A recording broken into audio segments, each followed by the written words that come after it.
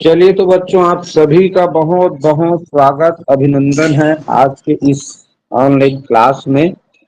और आज हम लोग लाभ हानि से संबंधित जो टेस्ट क्रमांक 2 भेजा था ना, तो उसी को व्याख्या सहित हल करके बताने वाला हूँ। तो चलिए बच्चों, इस प्रश्न को कैसे हल करना था बता रहा हूँ, ध्यान से देखो। प्रश्न लिखा है, राम ने एक साइकिल 1850 रुपये में बेचा तो उसे उतना ही लाभ हुआ जितना उसका क्रय मूल्य था। तो साइकिल का क्रय मूल्य कितना होगा?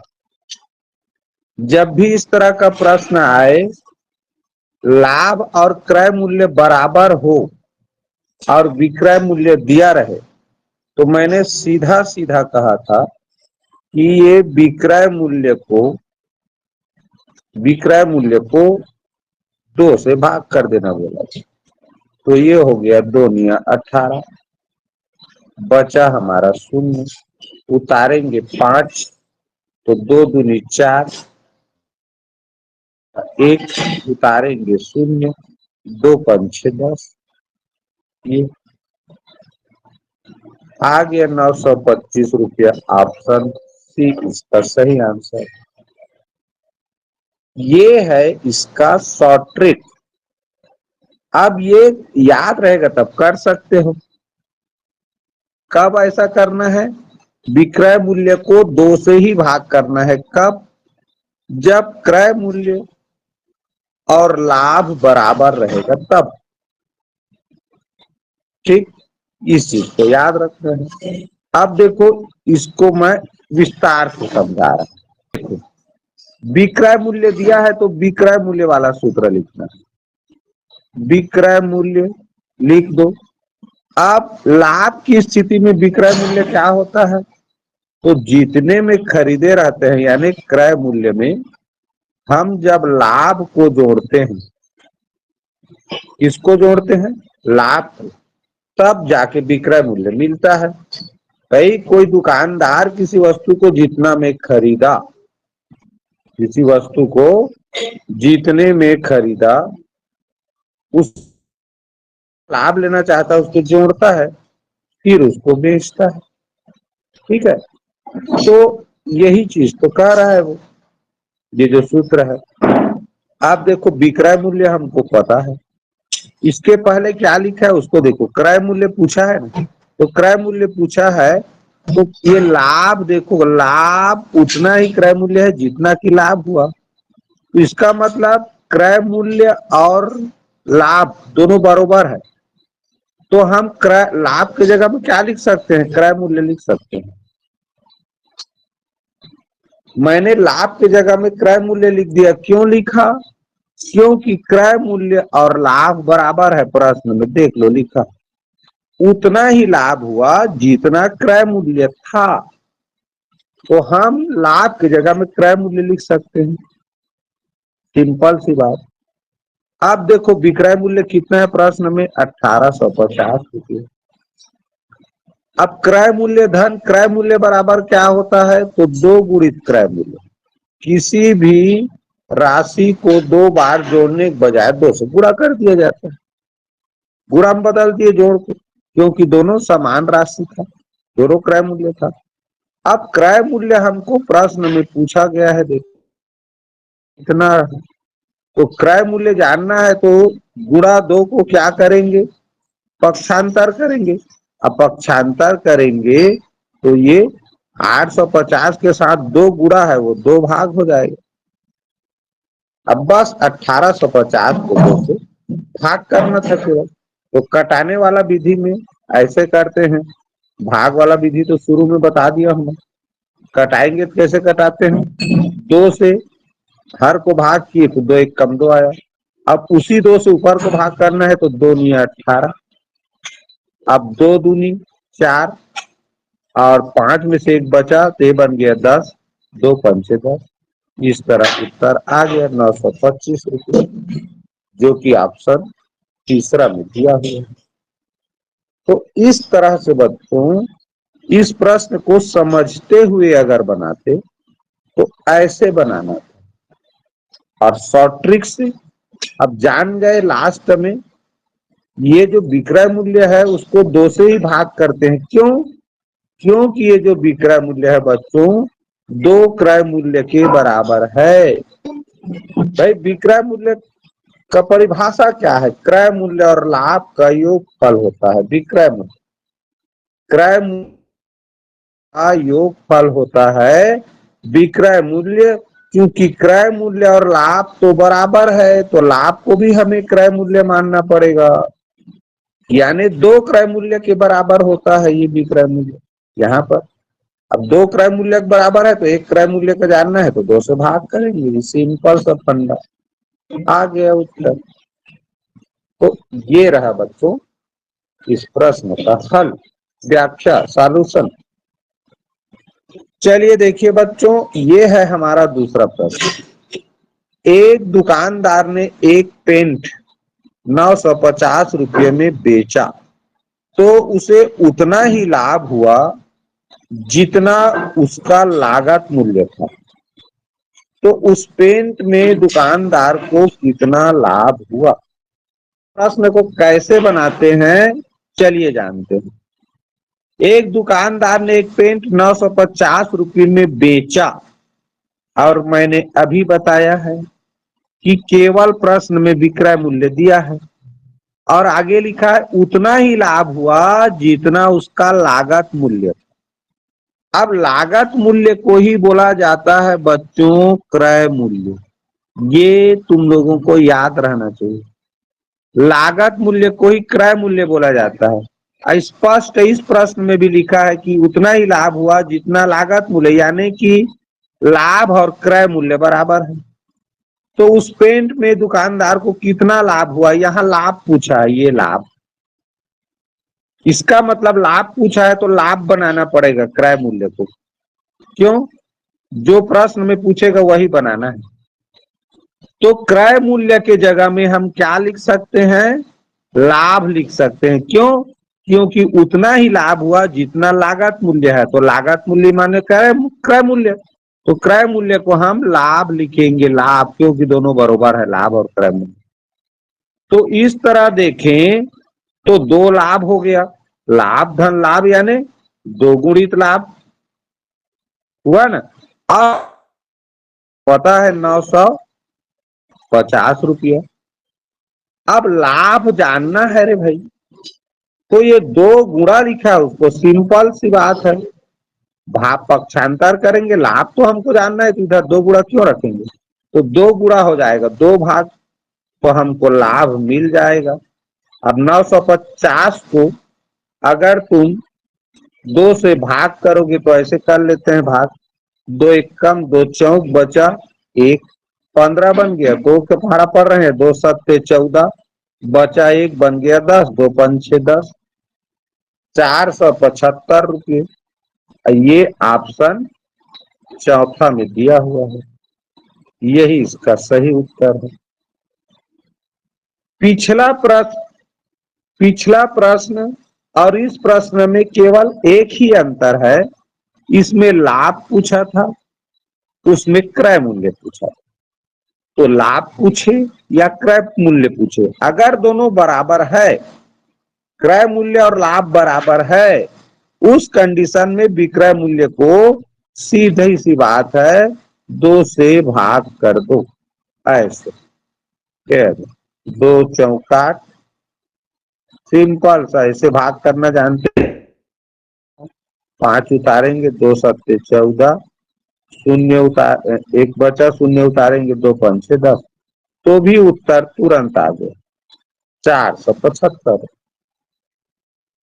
ऐसा कब करना है? जब क्रय मूल्य कहें या लागत मूल्य लाभ के बराबर हो, लाभ और क्रय मूल्य कहें या लाभ और लागत मूल्य, अगर दोनों बराबर हो उस कंडीशन में विक्रय मूल्य को दो से भाग कर दोगे तो जो भाग फल मिलेगा वही लाभ भी होता है और क्रय मूल्य भी होता है। प्रश्न में लाभ पूछे या क्रय मूल्य पूछे, एक ही तरीका है, विक्रय मूल्य को दो से भाग कर दो।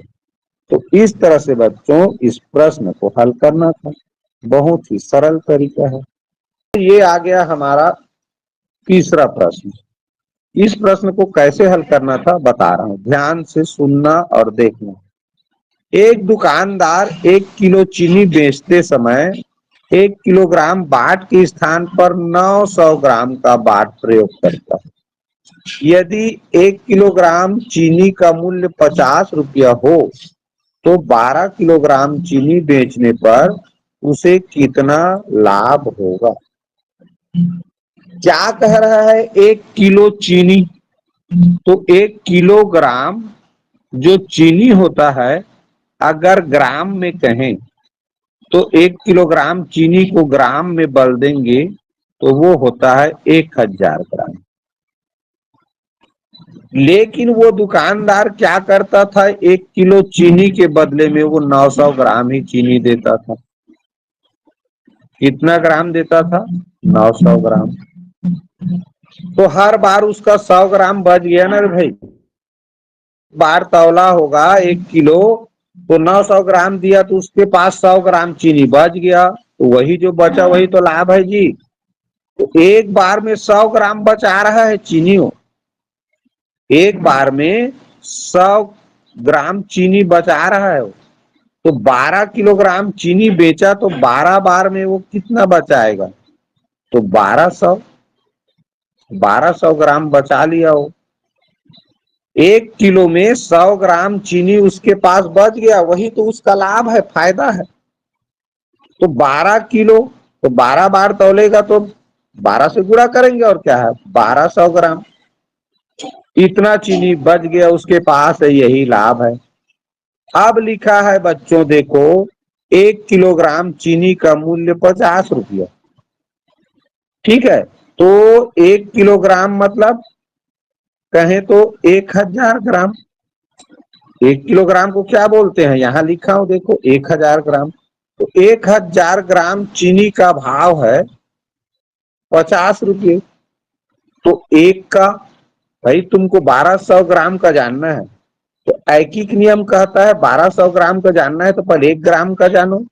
तो 1 ग्राम का कितना होगा, कम होगा 50 से, तो ये भाग करते हैं इससे, इधर वाले से जी। आप 1200 ग्राम का जान सकते हैं, 100 ग्राम का जान, 1 ग्राम का जान गए, तो अधिक का जानना है तो पूरा। अब ऊपर 2 तो शून्य है, नीचे 200 शून्य काट दिए। ऊपर देखो 50 में एक शून्य है, इसको भी काट दो। अब नीचे केवल एक बचा, तो एक को ध्यान देने की जरूरत नहीं है, एक को नहीं लिखा जाता। ऊपर क्या बचा है, 5 बचा है और ये 12 बचा है, यानी कि 5 गुणित 12 बचा है। तो 12 पंच कितना हो गया, 60। तो इस तरह ये 60 रुपये का उसको लाभ हुआ रे भाई, जो कि ये तीसरा में दिया हुआ, यही इसका आंसर है भाई। 1 किलोग्राम के पीछे वो 100 ग्राम बचा रहा था ना, 1 किलो तौलता तो 100 ग्राम बच जाता था उसके पास, और जितना बचेगा उतना ही लाभ है। तो 12 बार 12 किलो देगा तो 12 बार तौलेगा तो 1200 ग्राम बचेगा ना भाई। तो 1200 ग्राम का फिर मूल्य निकाले, तो 1 किलो का भाव था 50 रुपया, माने 1 किलो का भाव मतलब 1000 ग्राम का।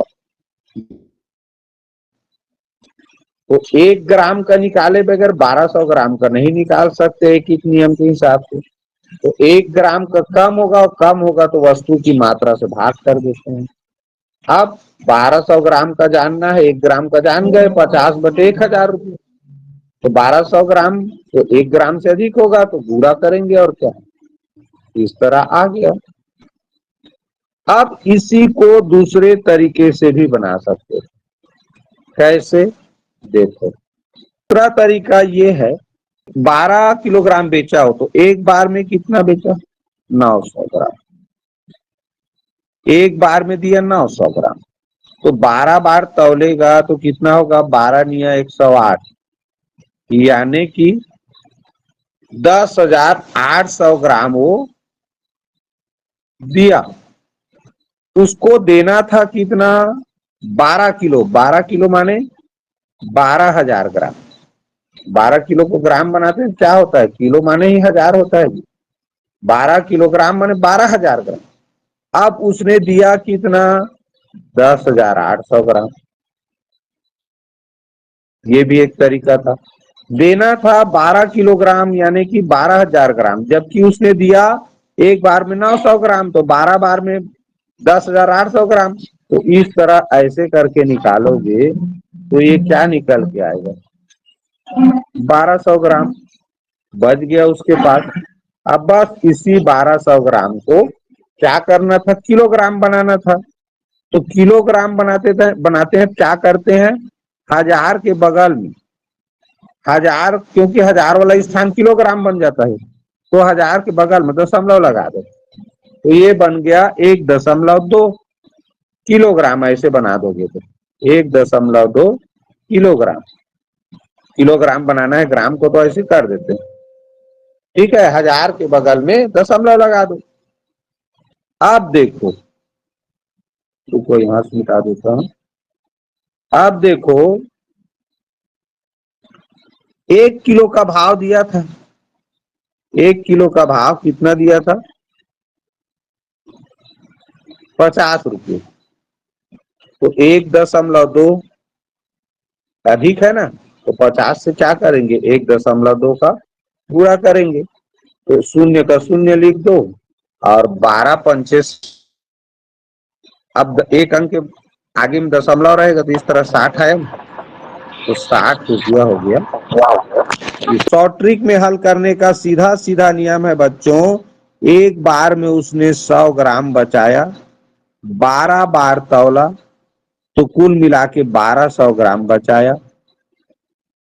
अब चूंकि मुझे 1 किलोग्राम का भाव पता है विक्रय में, तो इसको मैं सीधा किलोग्राम बना दूंगा, तो ये बन जाएगा 1.2 किलोग्राम। अब बस कभी भी एक का भाव पता हो और अधिक का जानना हो तो कितना लेना है उससे गुणा कर देते हैं। तो इस तरह हो गया, शून्य का शून्य, 12 पंचे 60, एक अंक के आगे में दशमलव है तो एक अंक के आगे में दशमलव लगा दिए, आ गया उत्तर 60 हो गया। ये है इसका शॉर्ट ट्रिक तरीका। चलिए देखते हैं बच्चों इस प्रश्न को कैसे बनाना था। एक फल विक्रेता केले 50 रुपये प्रति दर्जन अथवा एक केला 6 रुपये भाव से बेचता है। 80 केले खरीदने पर कितनी राशि देनी होगी। ये प्रश्न बनाने का बहुत ही सरल तरीका बताया था मैं। सिंपल सा फंडा है, जितना केला खरीदना है प्रति दर्जन लिखा है तो दर्जन के भाव से पहले खरीदेगा, तो वो देखेगा दर्जन दिया है तो 12 से भाग करेंगे तो 80 को दर्जन बनाएंगे, कितना दर्जन होगा, तो ये हो जाएगा 12 छक्का 72, यानी 72 केला वो दर्जन के भाव से लिया, तो 6 दर्जन केला खरीदा। अब बच गया 8। अब 8 केला बचा, तो 8 केला का तो दर्जन नहीं बनता, केला को वो एक एक के भाव से खरीदेगा। एक केला का भाव 6 है और 6 दर्जन ये बना। 80 को 12 से भाग किए, 12 से क्यों भाग किए, क्योंकि एक दर्जन में 12 केले होते हैं, तो जब भी प्रति दर्जन के भाव से खरीदेगा तो 12 से पहले भाग करना, कितना केला खरीदना चाह रहे हो, तो 6 दर्जन बना। अब एक दर्जन का भाव दिया है 50 रुपया, प्रति दर्जन लिखा है ना, प्रति दर्जन माने एक दर्जन, तो 50 रुपया एक दर्जन का भाव है, तो 6 दर्जन का हो जाएगा 6 पंच 30 यानी 300 रुपये। अब 8 केला को चिल्लर भाव से खरीदेगा 6 रुपया में, तो ये हो जाएगा 6 अट्ठे 8 छक्का 48। अब दोनों को जोड़ेंगे जी, तो ये बन गया हमारा 348 रुपये, जो कि ऑप्शन नंबर चौथा में दिया हुआ है। जब भी इस तरह का प्रश्न आएगा जिसमें दर्जन का भाव अलग दिया है, एक केला का भाव अलग दिया है, उस कंडीशन में कितना केला खरीदना है उसको 12 से भाग करेंगे, क्योंकि एक दर्जन में 12 होता है। तो हमें कितना दर्जन है, अब कितना दर्जन खरीदा वो पता चल गया, तो दर्जन का भाव पता है उस, तो दर्जन वाले के साथ दर्जन के भाव का गुणा करेंगे, और ये जो शेष फल बचेगा उसको एक केला का जो भाव दिया है उससे गुणा करेंगे, और फिर उसको आपस में जोड़ देंगे भी, आ गया उत्तर। तो इस तरह से इस प्रश्न को हल किया जाता है। चलिए बच्चों, अब अगला प्रश्न देखते हैं। इस प्रश्न को कैसे हल करना था ध्यान से देखो। अनीस को पेन खरीदना है। 10 पेन वाला प्रति पैकेट 90 रुपये में मिलते हैं और एक पेन 10 रुपये में मिलता है क्या? उसे 47 पेन के लिए कितने रुपये देने होंगे? तो पिछला प्रश्न इस प्रश्न में कुछ भी अंतर नहीं है कॉन्सेप्ट में। कितना खरीदना है उसको लिखते हैं भाज्य। अब पैकेट बनाएंगे तो 10 पेन वाला पैकेट कह रहा है, तो 10 पेन का पैकेट, वो कितना पैकेट खरीदा जानने के लिए 10 से भाग करेंगे, तो 10 चौक 40, बचा 7। 10 से क्यों भाग किए? क्योंकि 47 पेन खरीदा, वो तो पैकेट कितना खरीदा जानने के लिए, तो एक पैकेट में 10 पेन है इसलिए 10 से भाग, तो मिल गया हमको 4 पैकेट वो खरीदा। अब एक पैकेट का भाव देखो 90 रुपया है, तो 90 से गुणा करेंगे, तो 9 चौक 36 यानी 360 रुपये में खरीदा 4 पैकेट। अब ये 7 पेन को उसको चिल्लर खरीदना है, क्योंकि 7 पेन का पैकेट नहीं है ना, तो एक पेन मिलता है 10 रुपये में लिखा है, तो एक पेन चिल्लर भाव से गुणा करेंगे, तो 10 7 70, बस दोनों को जोड़ना है, 6 7 13 हासिल 430 रुपये। ऑप्शन पहला में देखो लिखा हुआ है 430 रुपये, यही इसका सही आंसर है बच्चों। तो पिछले प्रश्न यानी पिछला प्रश्न और इस प्रश्न में केवल अंतर ये है, केला को वो दर्जन के हिसाब से खरीद रहा था करके, कितना दर्जन खरीदा ये जानने के लिए 12 से भाग किए। अब बच गया शेष, उसको चिल्लर भाव से खरीदता है, एक का जो भाव दिया रहता है उसमें। अब चूंकि इसमें पेन के पैकेट में 10 पेन था, 10 पेन वाला पैकेट था, इसलिए पैकेट बनाए उसको, तो 10-10 का पैकेट बनाए, तो 4 पैकेट मिला और 7 तो पेन बच गया, तो 4 पैकेट का पैकेट के भाव से गुणा किए 90 रुपये से, और 7 पेन का गुणा एक पेन का भाव से किए, और गुणा कर लेने के बाद उसको जोड़ दिए कुल कितना रुपया दिया होगा जानने के लिए। ऐसे इसको हल करना था भाई। के प्रश्न को हल करने का मैं एक सिंपल सा फंडा बताया था।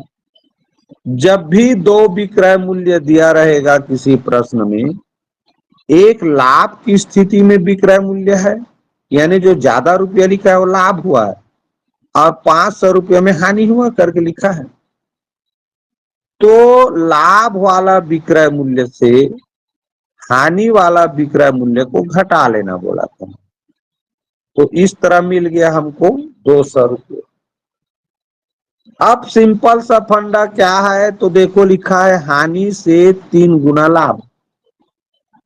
इसका मतलब क्या हुआ कि हानि से 3 गुना लाभ लिखा है, 3 गुना लाभ किससे? हानि से। तो हानि से 3 गुना लाभ का मतलब होता है बच्चों ये 3 हानि के बराबर है, 3 गुणित हानि। यहां लाभ बराबर क्या मिला? 3 गुणित हानि।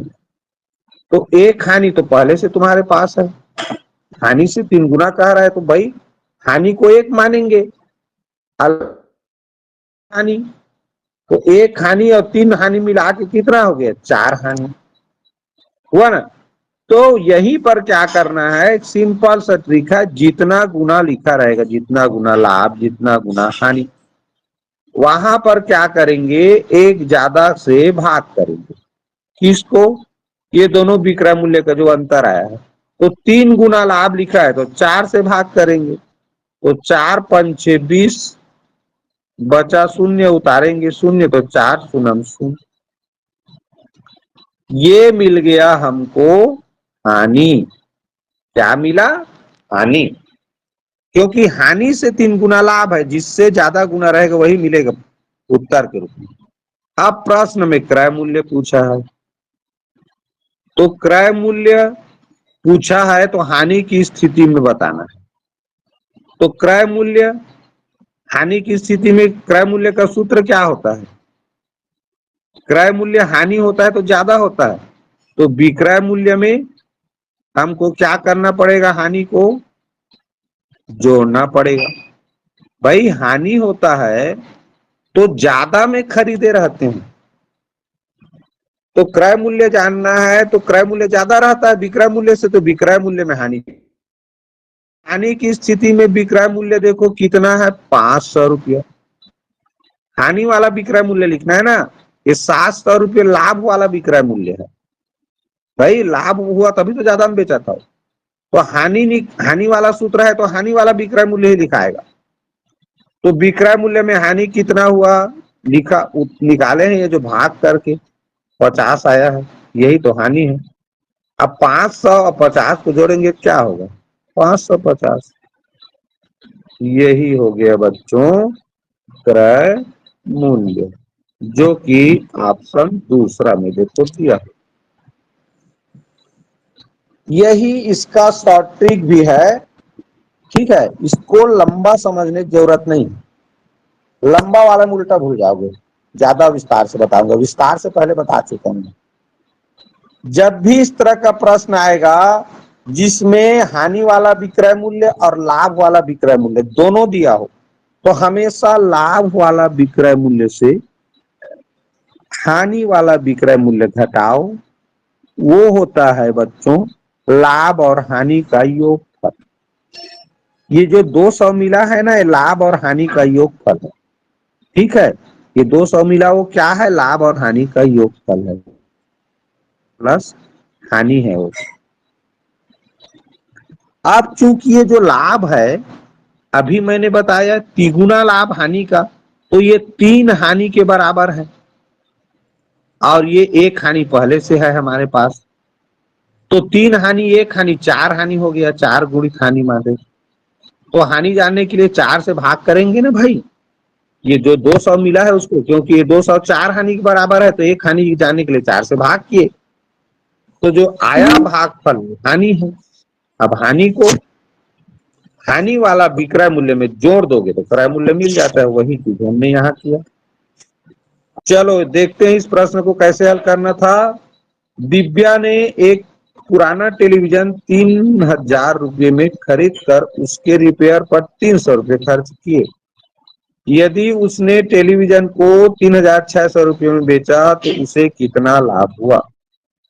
इसके लिए स्पष्ट रूप से बताया था मैंने कि उसने खरीदा उसको 3000 रुपये में।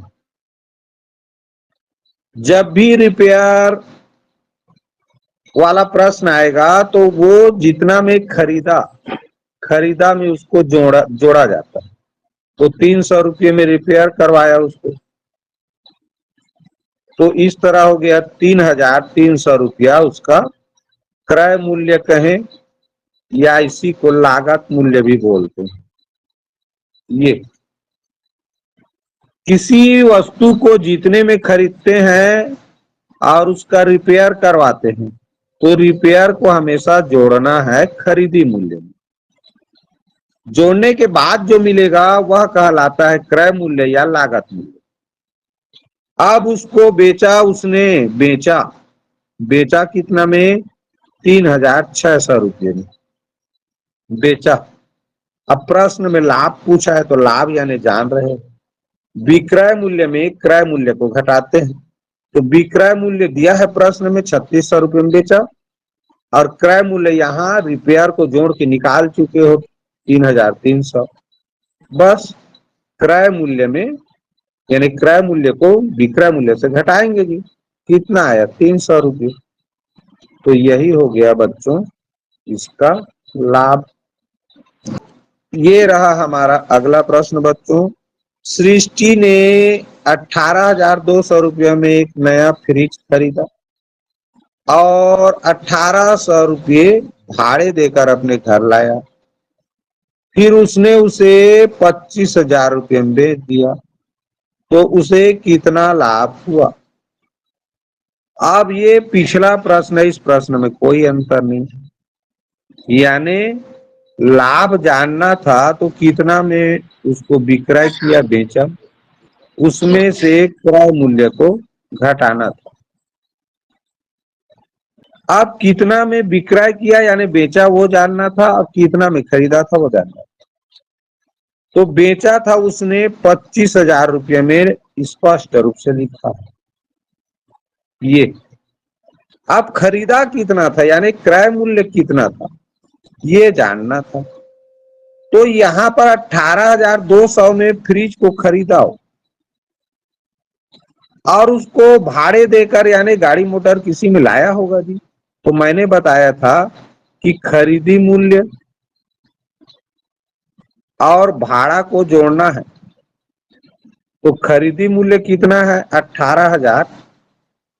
18,200 और उसने भाड़ा दिया 1,800 रुपया।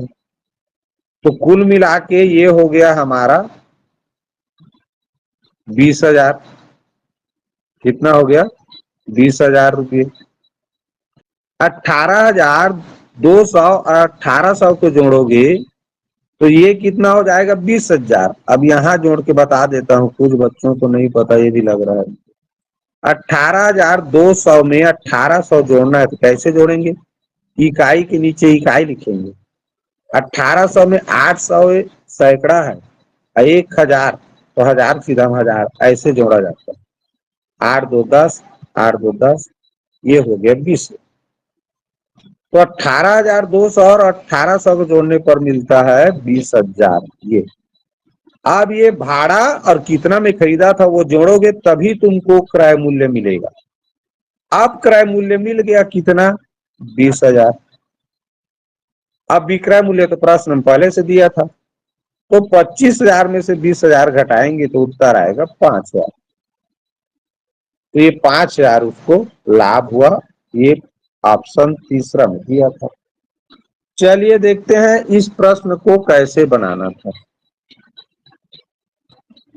राम ने 120 आम 4 रुपये प्रति आम की दर से खरीदे। इनमें से 20 आम सड़ गए। शेष आमों को उसने 48 रुपये के 10 आम की दर से बेच दिए। तो उसका लाभ या हानि क्या है ये पूछा है। सिंपल सा है रे भाई, कितना आम खरीदा ये जानना है। तो 120 आम खरीदा। अब 4 रुपये प्रति आम के दर से खरीदा, तो 120 आम को खरीदा 4 रुपये प्रति आम, मतलब एक आम को 4 रुपये में खरीदा। तो 120 आम को 4 से गुणा करेंगे, सिंपल सा काम है। तो ये 12 चौका 48, यानी 480 रुपया में उसने खरीदा। ठीक, खरीदा 120 आम, लेकिन 4 रुपये प्रति आम का मतलब एक आम को 4 रुपये में खरीदा, तो 120 आम को तो गुणा करेंगे तभी तो आएगा। अब 480 रुपये में खरीदा ये जान गए। अब लिखा है 20 आम सड़ गए, तो 120 में से 20 आम सड़ जाएगा तो 100 आम ही तो बचेगा। 120 आम खरीदा था लेकिन 20 आम सड़ गए लिखा है, तो अब बचा कितना? 100 आम बचा है उसके पास। अब 100 आम को बेचेगा, वो कैसे बेचेगा? 10 आम की दर से। अब 10-10 आम, तो इसको 10-10 आम का कूढ़ा बनाएंगे, तो ये हो जाएगा 10-10 100, यानी 10 कूढ़ा बना जी। अब 10 आम को बेच रहा है वो कितना? 48 रुपये में। तो 10-10 आम का 10 कूढ़ा बना, तो 48 से इसका पूरा करेंगे और क्या है। तो 48 दाम 480। अब 480 रुपये में उसने बेचा, और देखो 480 में खरीदा भी था, तो ना तो उसको लाभ हुआ ना हानि हुआ। ऑप्शन तीसरा इसका सही उत्तर। चलिए बच्चों, इस प्रश्न को कैसे हल करना था जानते हैं। एक फल विक्रेता 60 संतरे 21 रुपए प्रति दर्जन के भाव से खरीद कर उन्हें 24 रुपए प्रति दर्जन की दर से बेचता है, वह लाभ प्राप्त करता है। 60 संतरे को बेचता है वो। अब इसका दर्जन बनाएंगे ना, तो 60 का दर्जन बनाएंगे तो 12 से भाग करना है, दर्जन बनाना है तो 12 से भाग करना है। 60 संतरे हैं, इसको दर्जन बनाएंगे तो 12 से भाग करेंगे, 12 पंचे 60, यानी हो गया 5 दर्जन केला, सॉरी 5 दर्जन संतरे। 8 संतरे को दर्जन बनाया, क्यों? क्योंकि वो दर्जन के हिसाब से बेचता है, तो दर्जन बनाएंगे तो 12 से भाग करने पर दर्जन बनता है कोई भी चीज, तो 12 से भाग किए तो 5 आया, तो 5 दर्जन संतरा हुआ। अब लिखा है 21 रुपये प्रति दर्जन की भाव से खरीदा, तो 21 से गुणा करेंगे जी 5 का, तो 21 पंचे 5 एकम 5, 5 दूनी 10, 105 रुपये में खरीदा हो 60 संतरे। अब उसी 60 संतरे को बेचेगा तो भी 5 दर्जन तो है ना। अब 24 रुपये प्रति दर्जन, तो इसका 24 से गुणा करेंगे। हमारे पास तो दर्जन 5 दर्जन संतरे है, दर्जन बना लिया हमने, तो गुणा करेंगे 5 24, अब 5 दूनी 10, 2 12, 120 रुपया में उसने बेचा, 105 में खरीदा था। लाभ हानि पूछा है, तो इस तरह घटाने पर तो 15 रुपया हो गया बच्चों लाभ। 21 और 24 में कहें तो 3 रुपया का अंतर है, माने 1 दर्जन में वो 3 रुपये कमा रहा था। अब 5 दर्जन बेचा, तो यहां पर पहले दर्जन बनाना जरूरी था, तो 3 पंचे 15, बहुत बढ़िया शॉर्टकट है। दिव्या ने एक सामान 600 रुपये में खरीद 600 रुपये में खरीदती है और उसे भूमि को 2/10 लाभ पर बेचती है, तो भूमि उसे कितना मूल्य देती है? ये 600 हमारा खरीदी मूल्य, 600 रुपये में खरीदा था, 2/10 यानी क्रय मूल्य का 2/10 करेंगे,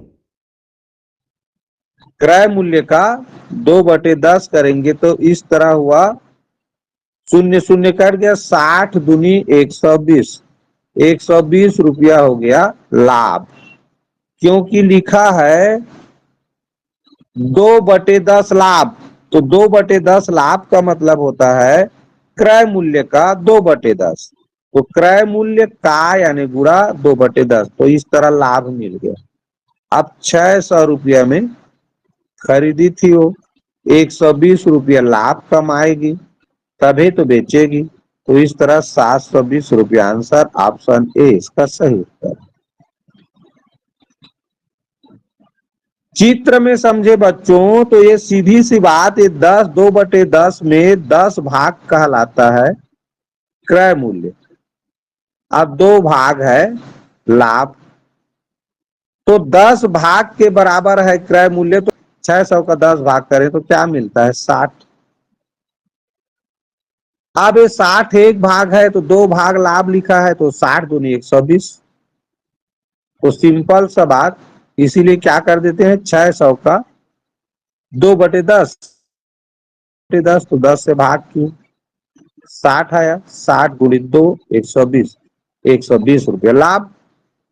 तो कोई भी बेचेगा तो कितना खरीदा है उसमें लाभ को जोड़ेगा तभी बेचेगा, तो खरीदा था 600 में, 120 रुपये लाभ लेना चाहता है तो दोनों को जोड़ दिए, तो ये हो गया विक्रय मूल्य, इतना मूल्य देगा वो। ठीक, चलिए देखते हैं बच्चों इस प्रश्न को कैसे बनाना था, लगभग उसी से संबंधित है।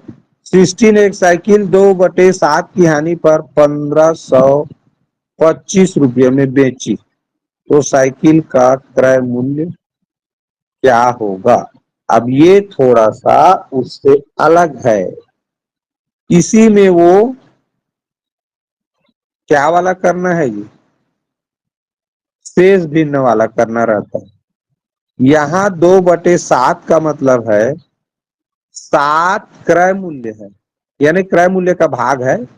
7 भाग क्रय मूल्य है तो उसमें से 2 भाग निकल गया, तो 5/7 में वो क्या किया था, बेचा था। भाई कम में तो बेचता है ना 7 में, तो इसी को क्या करेंगे, 7 भाग क्रय मूल्य खरीदा था, पूछा ना क्रय मूल्य का भाग है, तो ये हो जाएगा उल्टा। यहाँ पर 5 से करें 5 थी 15, 5 शून्य 5 सत्य कट गया, क्या बचा 307 गुणित 7, 7 सत्य 49 हासिल 4, 7 शून्य शून्य 4 की 4 7 के 21, 2149 ऑप्शन ए इसका उत्तर। अब पिछला प्रश्न, इस प्रश्न में कंफ्यूजन है थोड़ा सा। क्या, उसमें लाभ लिखा था, देखना लाभ, और दिया था क्रय मूल्य, इसमें हानि दिया है और ये विक्रय मूल्य दिया है।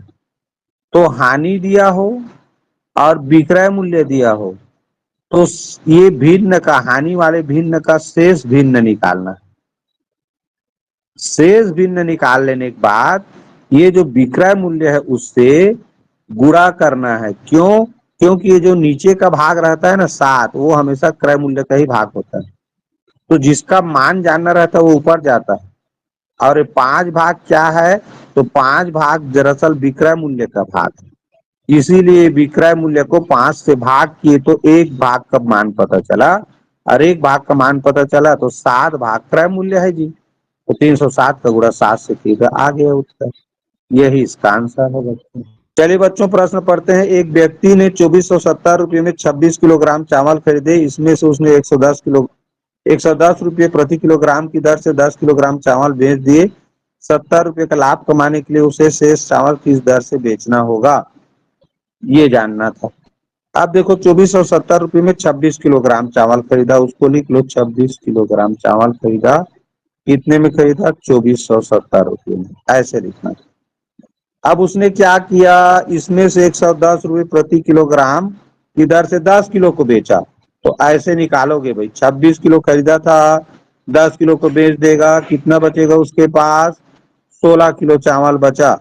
अब ये बेचा, अब किस भाव से बेचा, तो 110 रुपये प्रति किलोग्राम, तो वो 10 किलो को 110 के भाव से बेचा, तो ये कितना हो गया, 1100 रुपये। 1100 रुपये में बेच दिया। आप 2400 इतना में खरीदा था, कितना में, 2470 रुपये में। अब 1100 बेच दिया तो 1100 मिल गया ना उसको, तो बचा कितना देखो, 1370 रुपया, और उसे और कमाना है, लेकिन 70 रुपया लाभ लिखा है तो 70 रुपया और जोड़ना पड़ेगा। 1370 रुपया पाएगा तब तो उसका मूल्य होगा, तो ये उसको और जोड़ेंगे तो कितना हो गया, 1440। यानी 1440 रुपया में उसको ये बचे हुए चावल 16 किलो को बेचना है।